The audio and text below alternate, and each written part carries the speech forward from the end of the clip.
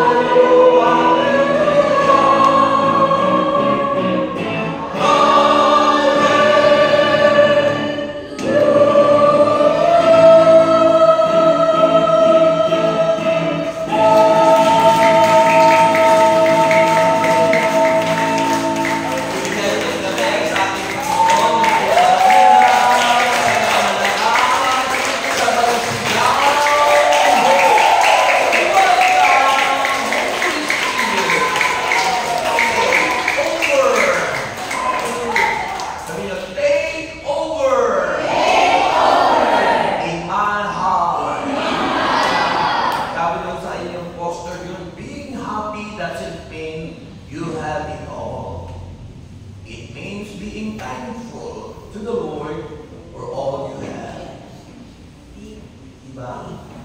Hindi raw yung magiging masaya, ang ibig sabihin ay nasa iyo na ang lahat. Kundi, ang ibig sabihin daw doon ay yung ikay nagpapasalamat sa Diyos sa lahat ng nasa sa iyo. Kaya pasalamatan natin ang Panginoon.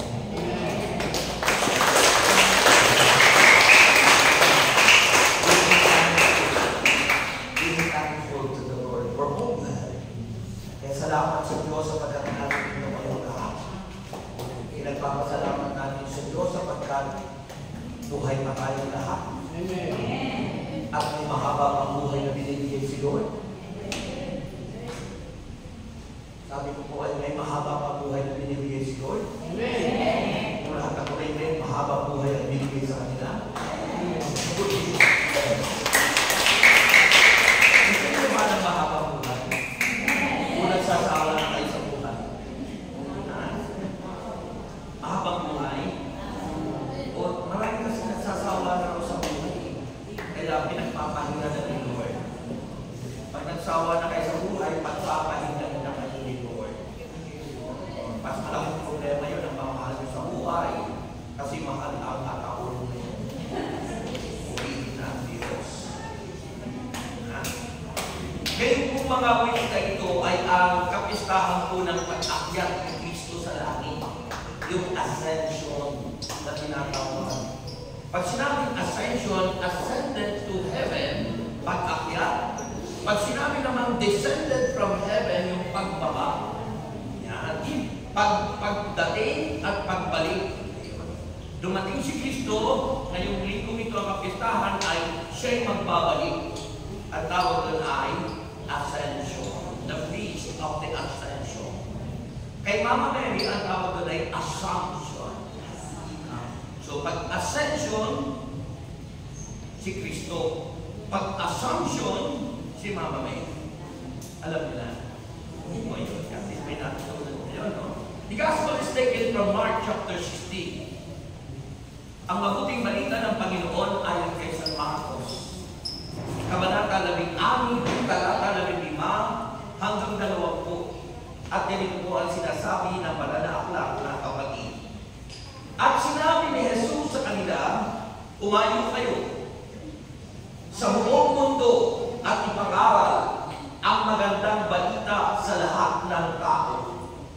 Ang sino mang sumampalataya at mabautismuhan ay maliligtas. Ngunit ang ayaw sumampalataya ay paparusahan. Ang mga sumasampalataya ay bibigyan ng kapangyarihan gumawa ng mga himala. Sa pangalan ko ay magpapalaya sila ng mga demonyo at magsasalita ng ibang wika. Hindi sila mapapahamak kahit lumangkot sila ng ahas o makainom ng lason at gagaling ang mga may sakit na mapatungan nila ng kamay. Kaya po ako nagpapatong ng kamay pagkakataon na yung iba naman ayaw magpapatong ng kamay. Bakit kaya ayaw? Kasi sasabihin na, mas maganda ako kaysa sa kanya. Kasi akala nila yung gano'n. So, pagkatapos niyang magsalita, si Kristo pagkatapos niyang magsalita sa kanila, ang Panginoong Jesus ay iniakyat sa langit at umupo sa kanan ng Diyos. Humayo nga at nangaral ang mga alagad sa lahat ng dako. Tinulungan sila ng Panginoon sa gawain ito. Pinatunayan niya, totoo ang kanilang ipinangaral sa pamamagitan ng mga himala na ipinagkaloob niya sa kanila. Mga kapatid, ang mabuting balita ng ating kaligtasan. Purihin natin at palakpakan si Lord.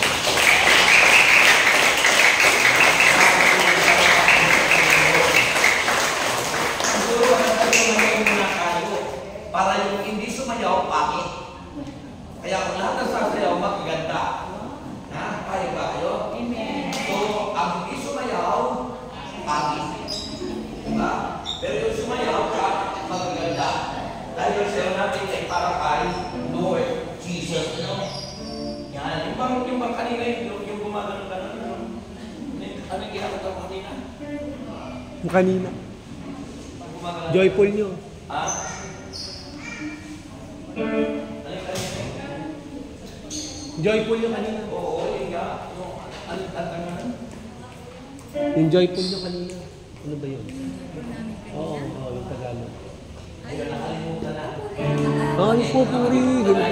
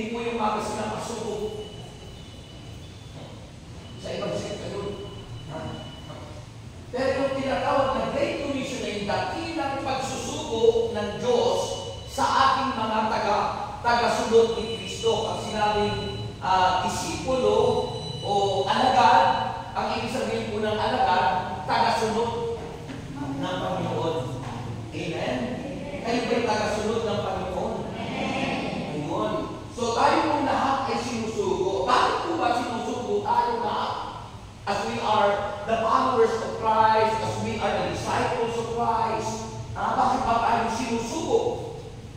Kasi nga, ang Panginoon ay aakyat na sa langit. Sinusugo tayo lahat kasi kailangan ipagpatuloy natin lahat ng mga tagasunod ni Kristo ang misyon ng Diyos. Ang misyon ni Kristo.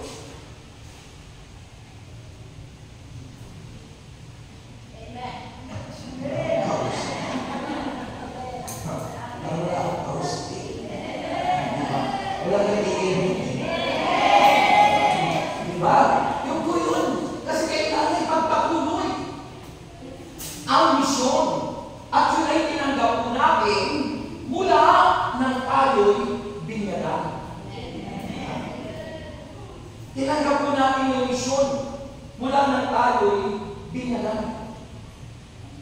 Ano po yung misyon na yun?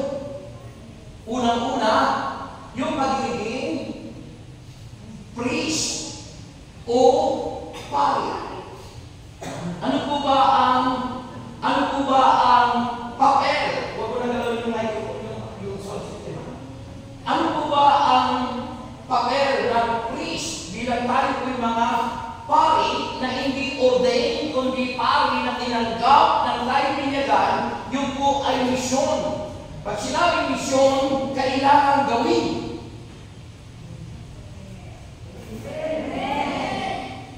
Kaya pag ito'y sinabi ko sa inyo at hindi nyo ginagawa, hindi nyo tinutupad, yung tinanggap nyo misyon nung kayo o tayo ay binyagan. At ano po yung pagiging pari? Ano po ba yung papel ng priest o sacerdote? Ang pagsamba sa Diyos. Amen? Ang function is to worship God. Kaya po ang papel ng mga pari ay dalhin ang tao para sumamba sa Diyos. At makilala ang Diyos na siyang may likha sa ating lahat. Priestly mission. Yung po yun. At pangalawa ay yung pagiging hari. Kingly mission. Yung pagiging hari, ibig sabihin, sabi ng kasabihan, ang utos ng hari ay di nababalik. Ibig sabihin, authority. Authority, sinabi doon sa gospel natin, ano? Yung mga sumampalataya ay makapagpapalayas ng mga demonyo. That is power and authority. Sabi ng banal na sulatan, labanan niyo ang diablo dahil ano kayo? Kaya pag hindi niyo nilalabanan ng diablo, hindi niyo ginagawa yung misyon. Ano ang unang misyon? Pagsamba, priestly. Kaya dapat po, kung pagsamba, hindi kayo dapat uma-absent una sa banal na Santa Misa. Sapagkat ito yung pinakamataas na uri ng pagsamba at pinakamayaman. Kaya pag kayo ay uma-absent sa misa, lalo na pag-aaral ng linggo, ibig sabihin, hindi nyo nagagampanan ang inyong misyon. Pangalawa yung authority, kingly, pagiging hari. That we have the authority, and that authority is Jesus Christ. Tinanggap natin si Kristo, siya ang ating kapangyarihan at siya ang ating kaliwanagan. Jesus is our life, and He is our strength, power. Yan, kaya sabi sa pangalan ni Kristo, makapagpapalayas tayo ng mga demonyo. Matatakot na demonyo.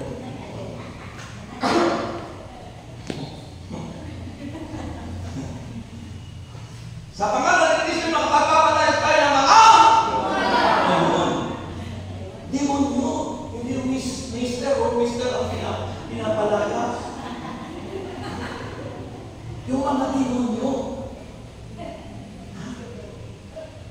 At makapangyarihan ang pangalan ni Kristo, there is power in the name of Jesus Christ.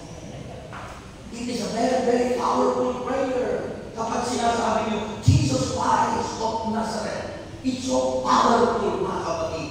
that every knee shall bow, every tongue confess that Jesus Christ is our Lord and Savior. Na si Kristo ang ating Panginoon at ating Diyos, kaya makapangyarihan ang kanyang pangalan. Kaya kung pag kayo ay galit na galit, bakitin nyo lang yung pangalan ng Kristo, mawawala yung inyong mataas na buses dahil kayo galit sa misteryo. Para maalisan ang galit, pag kayo galit na galit, inis na inis, Jesus Christ. May isa po, mga babae mo. Totoo po yun, pinasabi ko. Kasi hindi may iwasan sa tao. Minsan ay bugso ng damdamin mo, bigla kang magagalit. Babanggitin mo, alalahanin mo natin, Jesus Christ. Kaya kompleto ha, Jesus Christ of Nazareth. Pangatlo na mission ay prophetic mission. Pag sinabing prophetic ay pagpapahayag. Ang papel ng propeta ay ipahayag ang mabuting balita. Kaya sabi nito sa Great Commission, humayo kayo sa buong mundo at ipahayag niyo ang mabuting balita. Ang sino ang sumampalataya at mabautismuhan ay maliligtas. Ngunit ang hindi sumampalataya ay parusahan. At ang mga sumasampalataya niya ay magkataglay ng ganitong tanda. Sabi niyo, tanda. Nasa niyo? Nasa niyo? Hindi matanda, kundi tanda. At sabi niyo, magkataglay kayo ng ganitong tanda, hindi matanda. Magkataglay tayo ng ganitong tanda. Sign! Pag sinabing tanda, sign!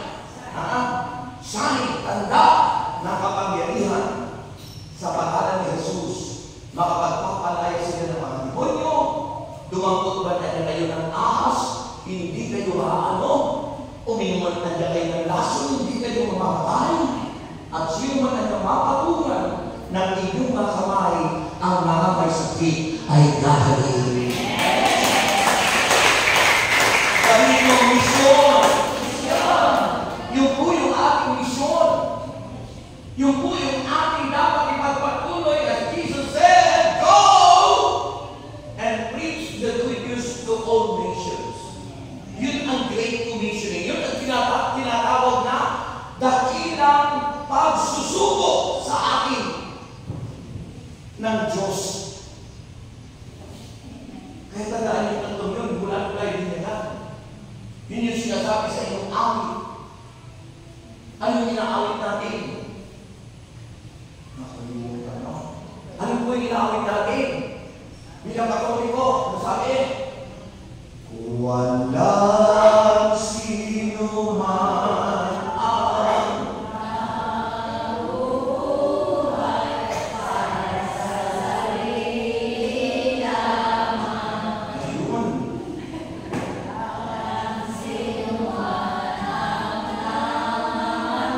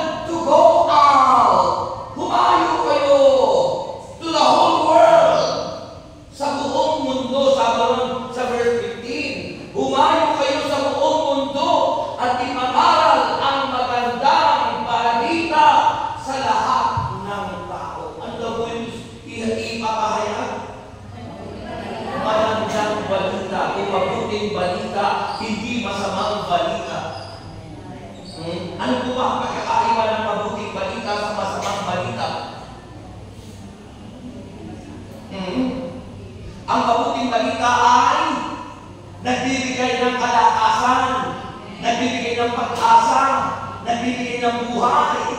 Ang masamang balita, nagbibigay ng kawalang pag-asa, panlupaypay, paghihina, kabiguan.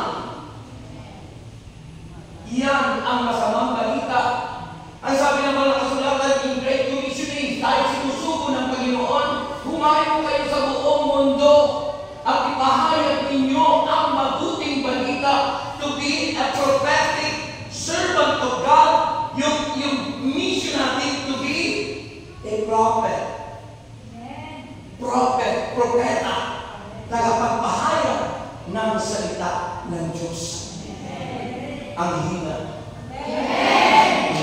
Kaya po may mananagutan tayo sa isa't isa, lalo na yung mga tao na hindi pa naniniwala kay Kristo na dapat yung ipapahayag ang mabuting balita. Kaya pagdating sa bahay nyo, pag-usapan nyo si Kristo, hindi yung tumama kagabi o tumama kahapon. Hindi po yung pagtaya ng wedding, ha?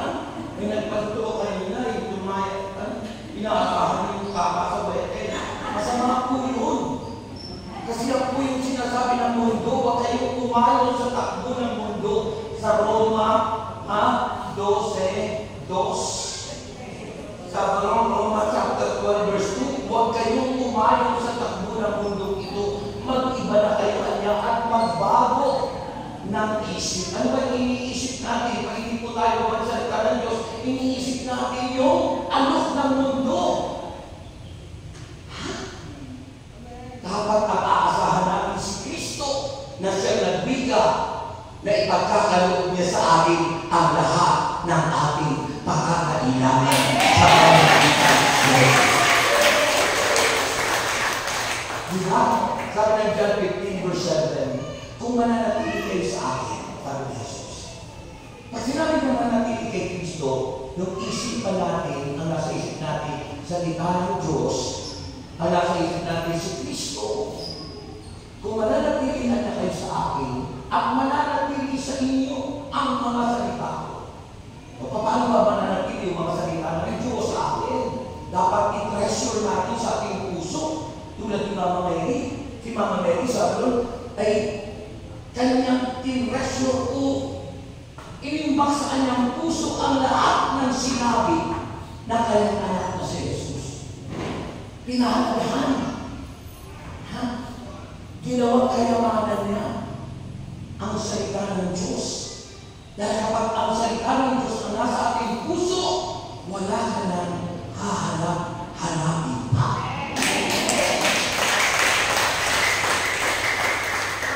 Sabi ni Brother Rex, medyo hinihina ako po yung pusis ko kasi po baka po na natutulog at baka makising.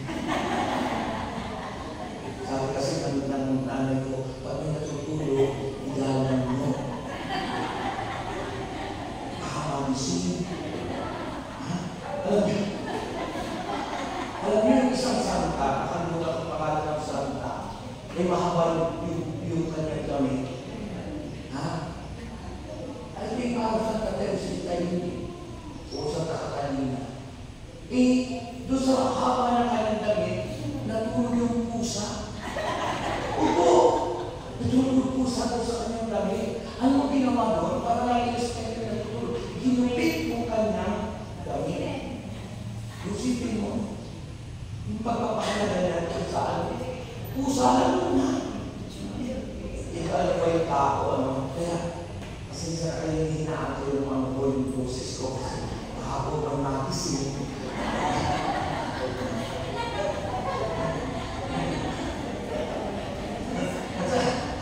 Sa amin kapag nakasama yung process ko, hindi naiintindihan ng mga siglos bisitay. Hindi kailangan hilahan-lahan. Okay? So, mahal kay Kristo, napakalaking pananagutan natin sa isa't isa. Na tayo ay may pananagutan bilang mga anak ng Diyos na ipahayag ang mabuting balita sapagkat ang mabuting balita ay nagbibigay ng lakas, sigla, pag-asa sa lahat ng mga tao na mawalan ng pag-asa, sa mga tao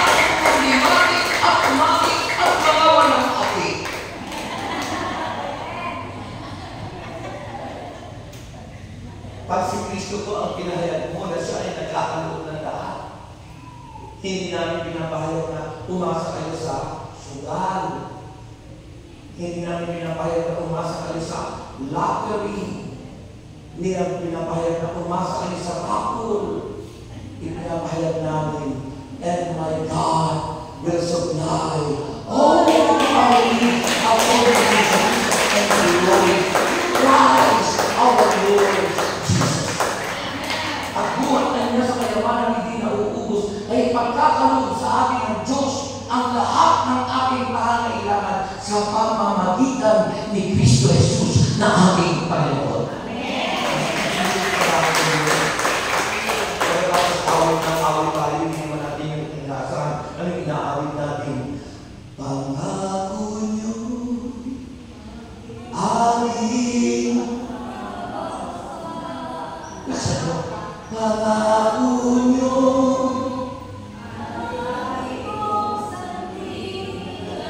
nasa niyo, pangako niyo,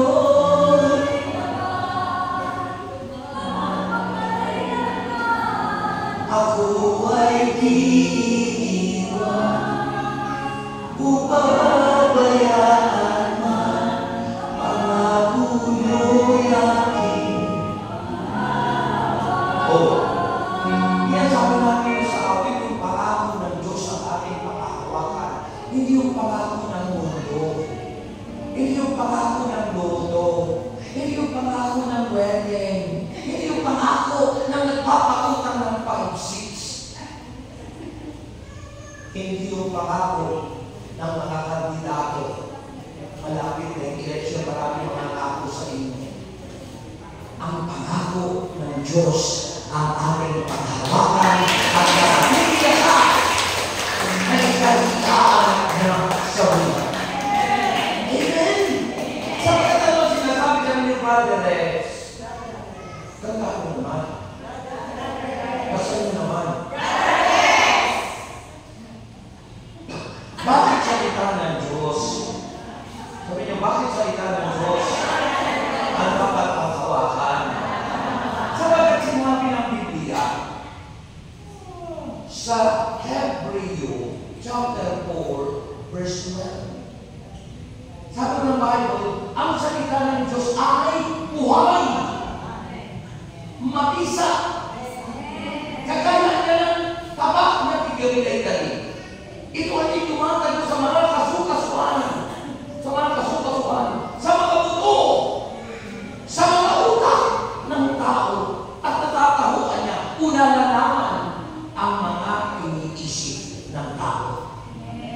Ganun kabisa ang salita ng Diyos. Kaya masarap po maintenance ng mga senior citizen ay ang salita ng Diyos, hindi ang losartan, kundi ang Panginoon.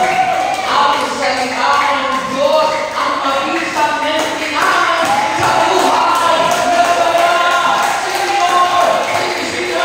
Ang salita ng Diyos ay mabisang buhay. Kagaya ng lahat na tigawin-ay-tali, tumatakbo sa mga kasukasuan, sa mga buto, sa mga utak ng tao, nakakahok na nalaman ang iniisip ng tao. O isipin mo, ang salita ng Diyos, bakit buhay? Sapagkat yun si Kristo. Sabi ng John 1:1, di ba? Sa pasimula pa ay naroon na yung salita, si Kristo yun. At ang salita niya ay suma sa Diyos. At ang salita ay Diyos. Ang salita ay Diyos. Sabi mo, ang salita ay Diyos. Kapag tapos hindi ka makikinig, ay salita ng Diyos yun. At ang salita ng Diyos ay Diyos. Kaya sabi naman naman ng kasulatan, sa isang salita lamang na bahagin sa atin, at iuwi mo yung isang salita ng Diyos na yun, gagaling ka na. Gagaling ka! Diba sabi ng mananalisa, Panginoon, sa isang salita mo lamang ay gagaling ka. Isang salita na.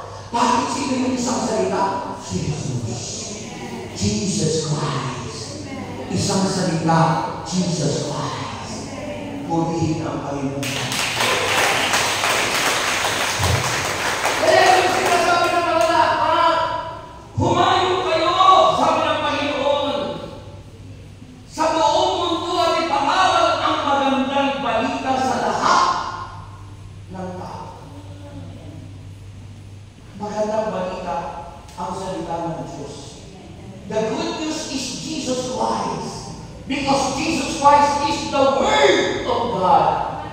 beginning was the Word.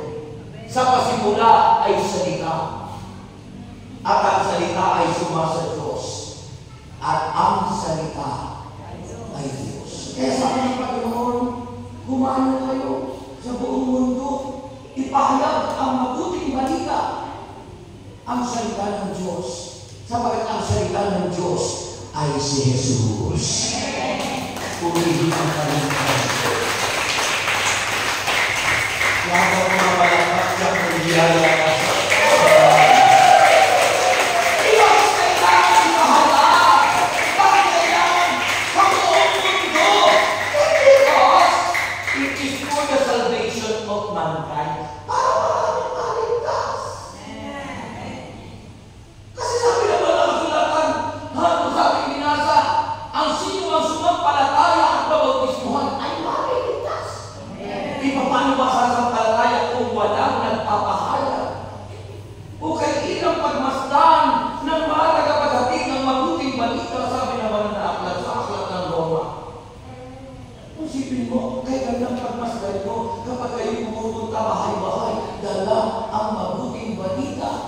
hindi ang tingin sa inyo'y matanda, ang tingin sa inyo'y bata-bata, kahit mabuting balita ang hindi kaya. Ang tingin sa atin hindi uhod-uhod, ang tingin sa atin mga malalakas, may power sa palatang salita ng Diyos ay kapangyarihan natin ang buhay. Amen! Ang salita ng Diyos ay bibigay lakas. My word is our strength. Ang kanyang salita ay aking kalakasan. Isipin mo kaya kung pag lagi nagbabasa ng salita ng Diyos, lalakas kayo. Babata kayo. Sisigla kayo. At nabalala ko kayo mga babae, gaganda kayo.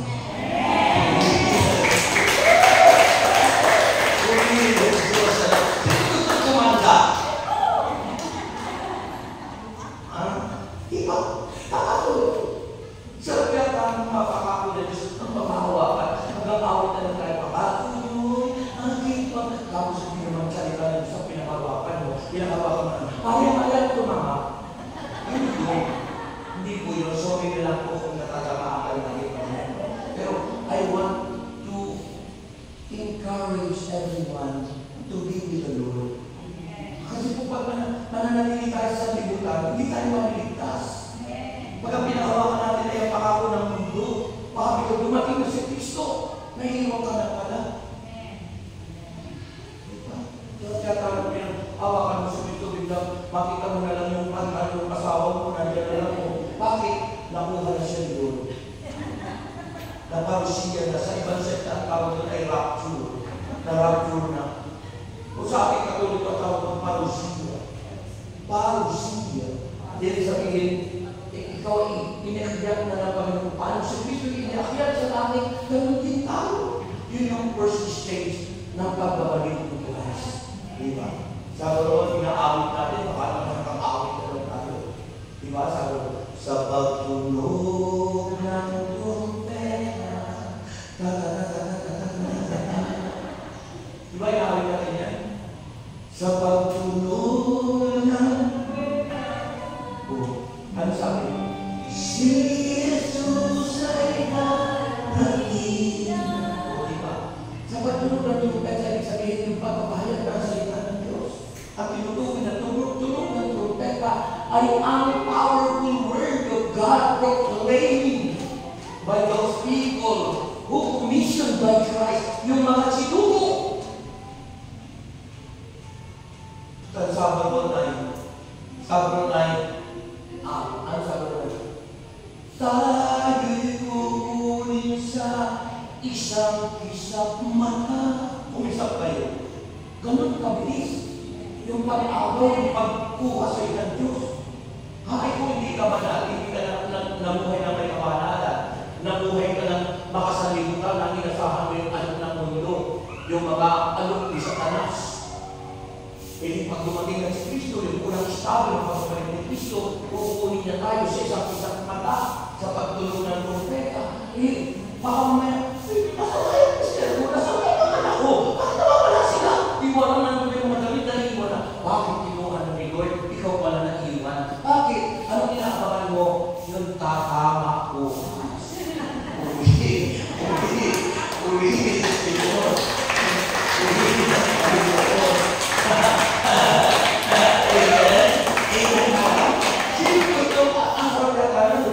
Yung ascension, yung si Kristo ay iniakyat sa langit. Kung anong nangyari kay Kristo, yung mangyayari sa akin. Ha? Kung si Kristo yung muling nabuhay, hindi na sa akin ang nakakasulatan. Sa lahat ng sulat ng palataya kay Kristo, tayo muling buhay. At kung ikay nananalig ngayon, kailangan di ka na mamamatay.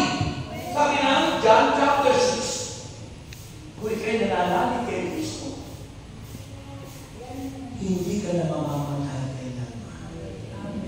Sapagkat si Kristo ang buhay na walang hanggan. I am the way, the truth, and the life, sabi ni Jesus, John 14:6. No one can come to the Father except through me. Ako ang daan, ako ang katotohanan, ako ang buhay. Si Kristo ang buhay. Kahit masama kang tao, may buhay ka. Ibig sabihin, nandiyan si Jesus sa puso mo. Kahit hindi mo siya pinapansin, kahit bago wala siya sa'yo, pero mahal ka na. Bakit? May buhay ka. Si Kristo yung buhay natin. Dahil si Kristo ay para sa lahat. Ano yung ibig sabihin ng para sa lahat? Universal. Ano yung ibig sabihin ng universal? Catholic. Katoliko si Kristo. Universal. Pangkalahatan. Kayo ba katoliko? Ibig sabihin ng buhay hindi para sa'yo, para sa lahat. Hindi pa nalamutan ka sa isa't isa. Kaya sabi ni Kristo, umayaw kayo sa buong mundo. Ipayan mo ang mabuting balita. Ang sino sumampalataya, mabautismuhan, sumampalataya dahil nagpahayag ka. Sumampalataya sila sapagkat narinig nila ang mabuting balita.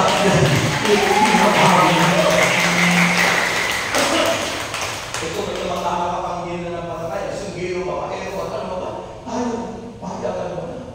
Pakayos na ito, baka mamaya ka na siguro ka rin, kaya natin ito. Huwag mo sabihin na kaligtasan mo. Ibahagi mo ang kaligtasan. Nasumpukan mo kay Kristo. Baka mamaya may anak kapag nag-abig ka sa ngayon, hindi mo pa pinapahayagan sa iba ng Diyos. Baka yung kumari mo, inaaya ka mo sa pagtaya mo sabihin mo, Maris, doon na lang ha, masama mo.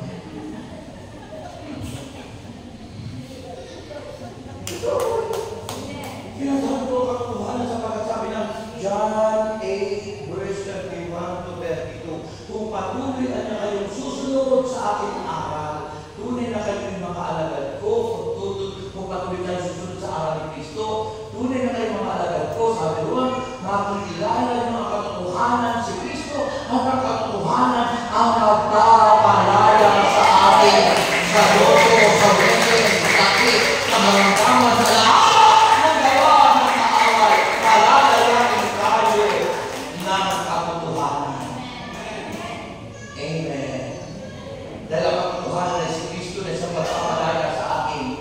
Diba, yung mga ako pinalaya ng Panginoon 1986 sa Okinawa. Dati ako pinipili ko sa mga gold show. Pila na naman. Ang pinipili kong pumunta ko sa mga beer house. Ang pinipili kong uminom. Ang pinipili kong kasusin yung pera ko sa mga walang kaparapan. Sa mga mamahalig, ano tawag mo yung inuulang sa pagkalasing, pulutan. Ninanakawag ko yung aking pamilya. Yung pamilya ko na titiis sa bagoong at asin at talong. Hinihaw na tuyo. Ako sa kurananan sa sarap ng pulutan ko. Di ba? Naating ko yun. Bakit? Wala si Kristo sa puso ko nun. Pagkamat nandiyan si Kristo, minanawala ko siya. Dahil siya yung buhay ko. We ignore Jesus Christ because we don't believe. Hindi tayo nananampalataya. Bakit? Hindi pa natin narinig noon ang mabuting balita. Kaya mahalagang marinig ng tao ang mabuting balita. Kaya sabi ni Kristo, that's our role. Yan ang ating tungkulin ngayon. It is our mission. Go! Humalo kayo sa buong mundo. ipahayag mo ang mabuting balita. Ang sino mang sumampalataya doon sa mabuting balita yun ay maliligtas. Ngunit ang hindi sumampalataya ay marurusahan. At pag sumampalatayaan niya sila'y magtataglay ng kapangyarihan. Sa pangalan ni Jesucristo ng Nazaret, makapagpapalaya sila ng kanilang mister at misis. Hindi ng mga demonyo. Magsasalita ng ibang wika. Dumangkot na niya ng ahang. Hindi sabihin ka literal, ha? Baka mamaya ka ay, sabi, mananampalataya ako, makita ka ng ahang, bigyan ng putin mo. O kaya may kaso, bigyan ng ininom mo. Dahil sinabi lang, picture na, dumangkot man ang ahang, hindi sila makakano, uminom ng laso, hindi sila mamamatay. Ibig sabihin noon, si Satanas po ay sumisimbolo sa ahas. Ibig sabihin, kapag kayo mananampalataya, hindi ka naman matatakay ni Satanas. Dahil may kapangyarihan tayo at ang kapangyarihan natin yun ay si Jesus! Sino yung kapangyarihan natin sabi ng iba?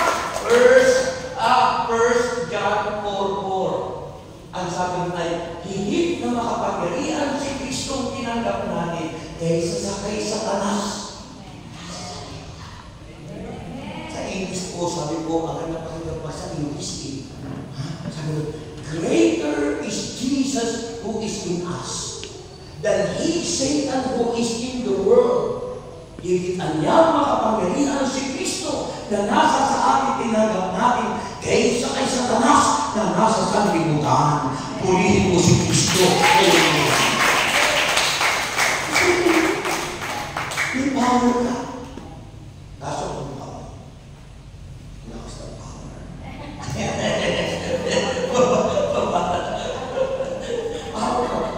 Si Moses, tinaas ang kamay. Nung hindi nakataas ang kamay ni Moses, nakakahalo sila sa labanan.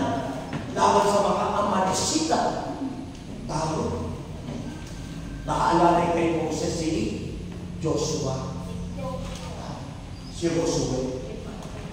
Pagkatapos po, nakita ni Joshua, na bakit kapag nakataas ang kamay ni Moses, nananalo sila sa labanan. Ang ginawa ni Joshua, kumuha ng malaking bato, ikinala sa kamay ni Moses. And you know what that means? Ano ibig sabihin ng bato? Si Kristo, the rock of our salvation.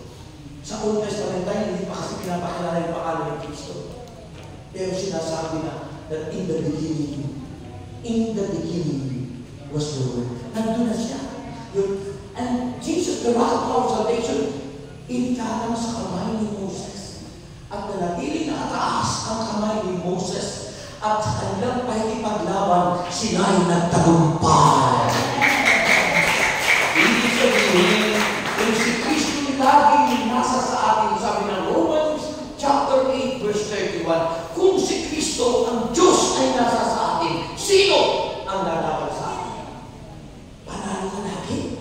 Kapag si Kristo ay nasa puso mo, kapag si Kristo ay nasa puso natin, kahit baon ka sa utak, darating ang panahon, lalaya ka sa iyong mga utak. Sa dulo ng prinsipyo manatid. Isa na-experience ko po ng mga anong taon noon po. Ay naglilingkod na po ako na tinawag ako 1986. 1986 po ang tinawag ni Lord. 1986. Pagkatapos po, noong 1980s na yun, after that, medyo nakakaranas pa rin ang kagibitan. Diba? Wala naman tao hindi nakakaranas ng kagibitan. Pero nang dumalo ito kailangan niya malaking pera. Ba't ka nakatingin sa akin? Ikaw ba? May dumalo ito na kailangan kang malala. Kailangan mo sumampalataya. Nagiging po ako noon. Alam mo, sabi ko, paano ito? Nakapamil ng bitas. Pero tingnan niyo po kayo ng Panginoon. Biglang may tumigil na taxi sa harap ng bahay. At alam niyo po ba? Balo na po ako. Wala akong asawa. Nabalo na ako. Ayun, pagbukas nung taxi, punong-puno ng groceries.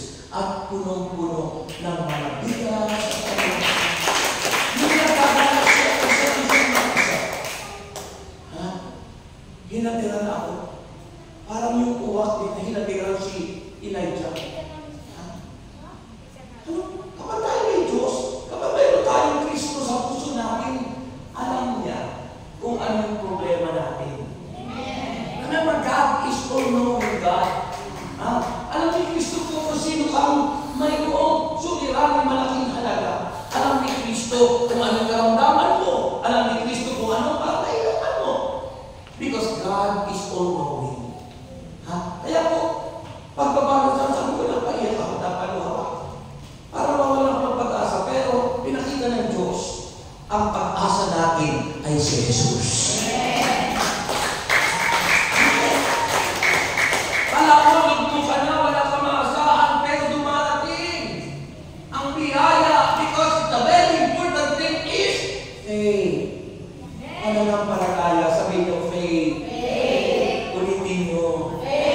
Pananampalataya, it is the substance of things hoped for. Hebrews chapter 11 verse 1. Ang pananampalataya ay ang ebidensya para makita mo yung hindi mo nakikita. The evidence of things. Ebidensya ng mga bagay na hindi mo nakikita. Pag ikay may pananampalataya, makikita mo andyan na. Kaya mahalaga, manampalataya ka muna bago mo makita ang inaasahan mo. Amen. Yung iba kasi na walang pananampalataya, kaya makita mo muna. To see is to believe. Yan ang mundo. Kailangan patunayan mo. Pero kay Lord, paniwala ka muna sa Kanya. At ipakikita niya na siya ang Diyos na nagpapagaling. Amen. Kaya nagtuwa ko nun, yung nasolve yung problema ko, sipin mo, yung grocery na, ay bigas pa. Huwag nyo natin itanong ko sino yung nagdala. Because I know, padala yun yun. Padala yun kami. Huwag nyo nakita ng kung sino yung nagdala. Ang sabi ko sa inyo, ako'y balo nun, wala akong asawa. At baka isipin mo, may gusto lang kayo mag-relasyon ka ng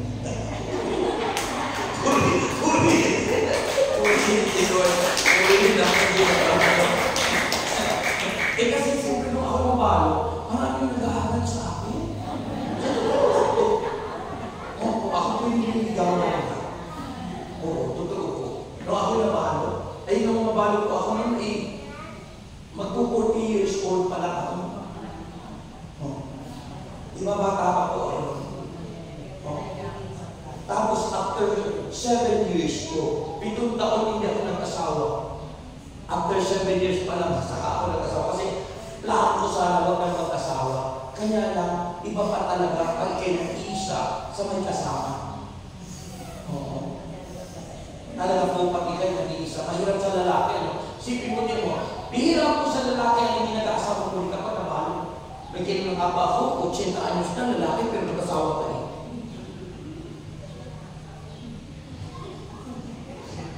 Eh kasi po yung panalangin.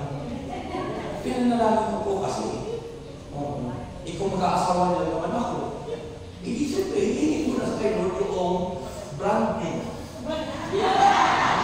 Ayaw ko lang is like use.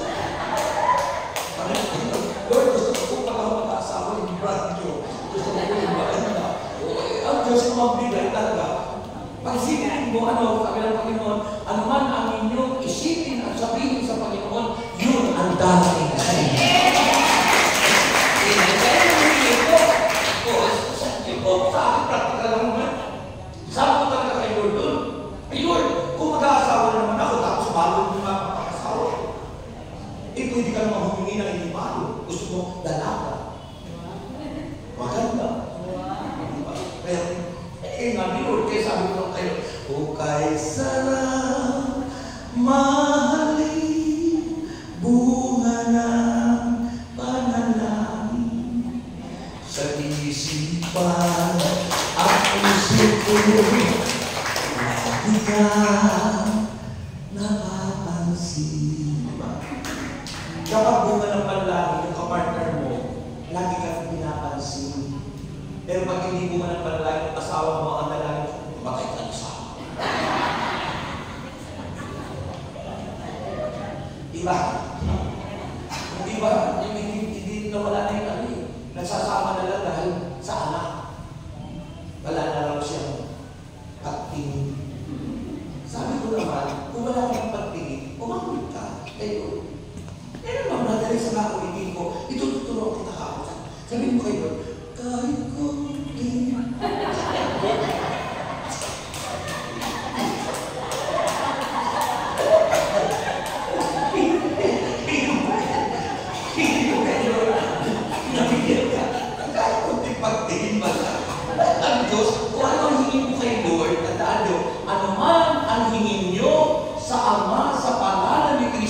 ibibigay sa akin ang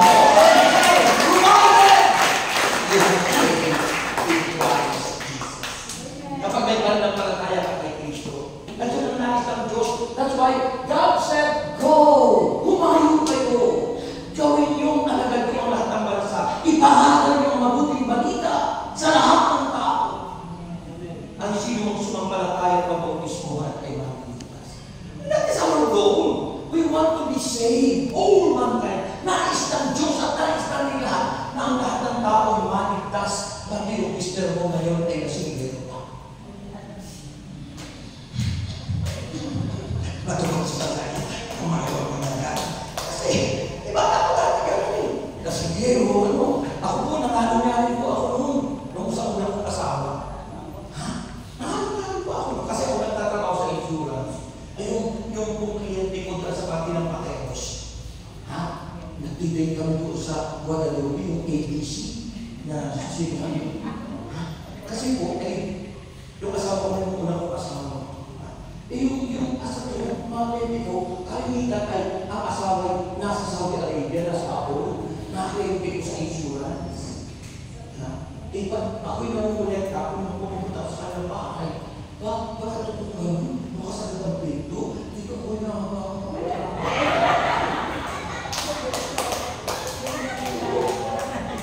kasi, ang asawa nasa abroad eh. O, anong tinsong na mga asawa ay nasa abroad? Ano ang tinsong na mga babaeng asawa ay nasa abroad? Gusto niyo malaman? Ito.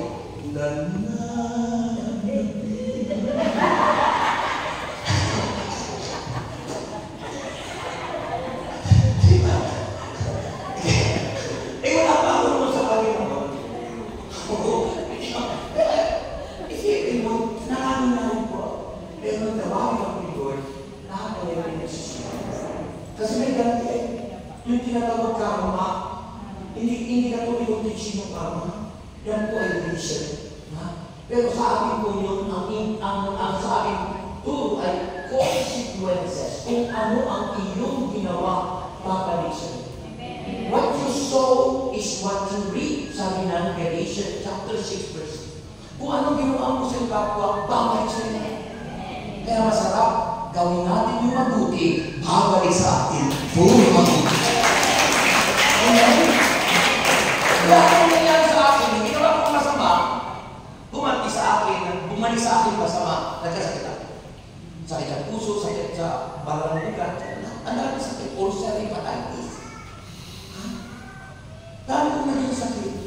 Pero nung tanggapin ko si Kristo, lahat ng yan, dahil galing ko ng mabuting balita, na sinasabi ng banal na kasulatan, umayon kayo iparal ng mabuting balita, ay natin ko ang mabuting balita.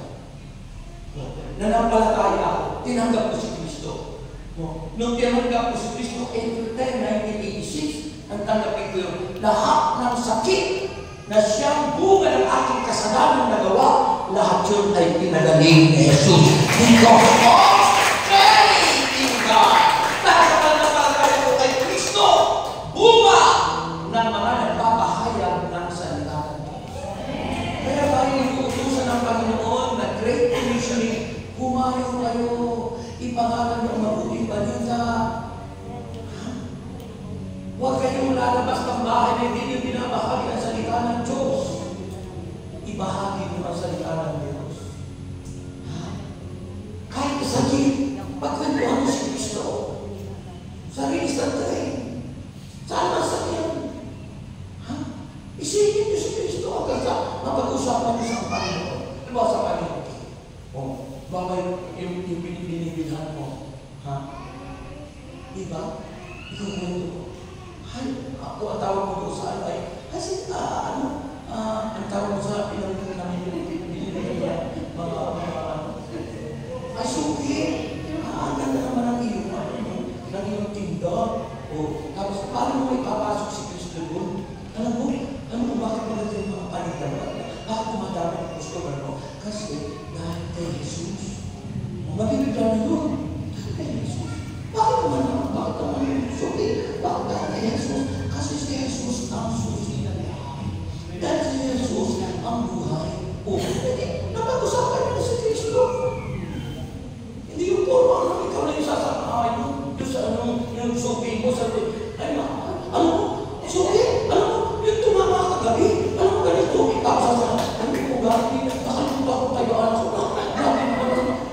na si Kristo ang pag-usapan yun ng numero. Di ba? Dapat tayo, ang goal natin na tayo ay missionary. Inuutosan natin tayo na ipahayag. So dapat po, sa bawat pupuntahan natin, sa bawat dako at sulok ng mundo, let God move. At ang Espiritu Santo sa Lord, siya ang magtuturo sa iyo sa lahat ng sasabihin mo patungkol kay Jesus. At lahat ng yun pinalagi ako at pinalagi ito na. Sabi ng iba, God the rest, sabi ko kasi sa December ko, 69 na ako, isang taon na lang, 70 na. Pero parang hindi ka mukhang 70. Parang 30 years old ka na. Diba?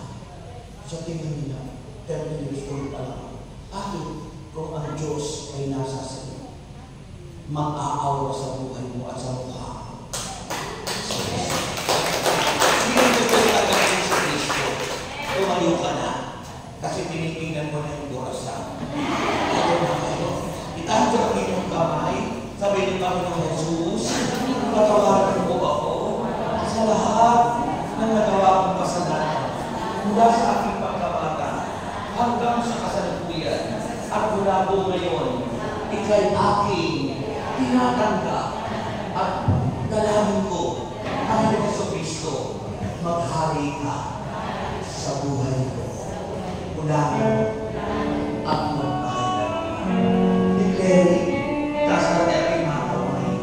Ipahayag mo ngayon na maghari siya sa aking buhay.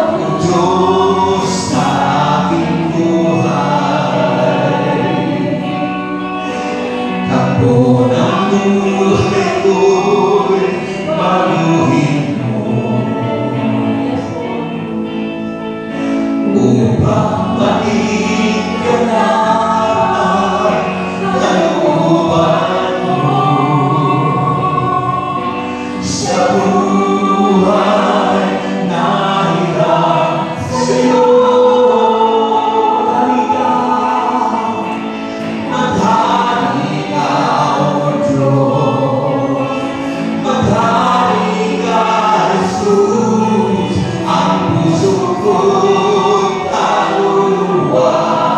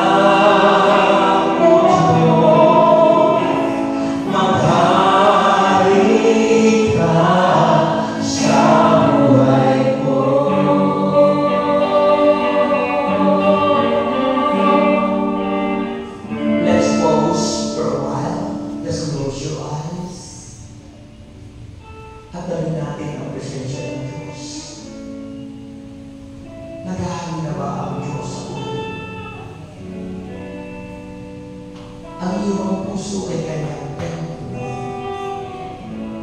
Handa ka bang ipahayag ang kanyang kabutihan? Nakahanda ka ba sa utos niya na humayo sa buong mundo at ipahayag ang mabuting balita upang ang sino ang sumampalataya ay maligtas at magdadala ng kapanayan. It is our duty. It is our responsibility. Ito'y tungkulin natin. Ito'y utos sa atin na ipahayag ang mabuting balita. Tanda rin kay kanyang anak.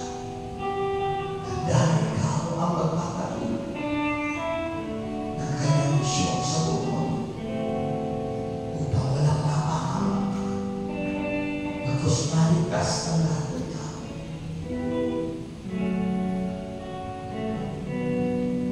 Sabihin mo sa Panginoon, if you are ready to that order, kung handa ka sa utos niya, ikaw ang mag-inisyon. Ikaw ang magkalawa. At dumadami siya ngayon ang kapangyarihan. Tulad na sabi sa Acts 1:8, and you shall receive power when the Holy Spirit comes upon you. Natatanggap ka ng kapangyarihan. Nagbabasa iyo ng Espiritu Santo at ikaw at ako ay magiging saksi sa buong mundo sa pagpapahayag ng kanyang kabutihan. Tanggapin mo ang kapangyarihan upang ang tapang ng pagpapahayag ng salita ng Diyos sa iyong magampanan. Tanggapin mo ang anointing in the name of Jesus Christ of Nazareth. Receive the anointing of the Holy Spirit so that they can proclaim the good news of salvation. Receive the anointing of God. Receive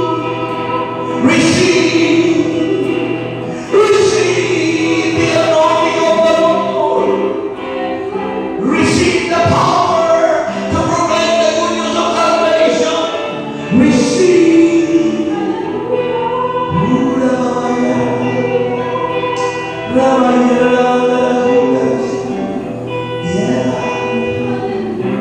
At inaambi ko rin ngayon na taglay niyo ang kapangyarihan na sino mapapatugan ang iyong mga kamay ang may sakit ay gagaling. Ipatong niyo ngayon ang iyong kamay sa inyong ulo at dumawin ang kapangyarihan ng kakakiyan. You receive by faith the promise of God, the healing power, ang kagalingan na mula kay Kristo. Sa pangalan ni Jesus ay sinasabay ko ang lahat ng uri ng sakit at karamdaman mula ulo hanggang talampakan. Sinasabay ko tinutusan ko mga sinayas ang masamang espiritu na masakit na yan. In Jesus' name, be healed, be healed, be healed, be healed.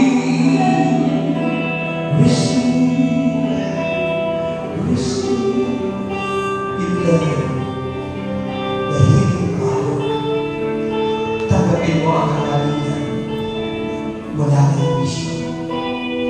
Tanggapin mo. Receive. Thank you, God. Thank you, Jesus. In Jesus' name, cover us with your mercy. Amen. Palakpakan natin si Lord. Lumalakas. Nakikita ka mo ngayon. Sabi mo, I am healed. Magaling ako. Sabi mo, I am strong. Malakas ako. Sabi mo, I am rich. Mayaman ako. Sabi mo ngayon, I am ready to proclaim the good news of salvation to the whole world. Purihin ang Diyos.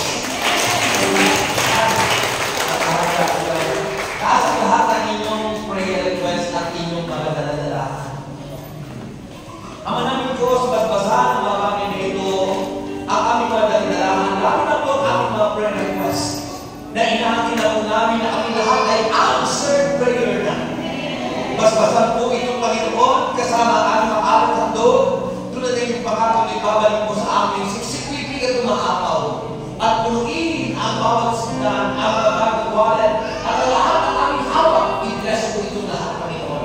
At inapin po namin kami lahat ay tagumpay na. As we're saying, give thanks with a grateful heart.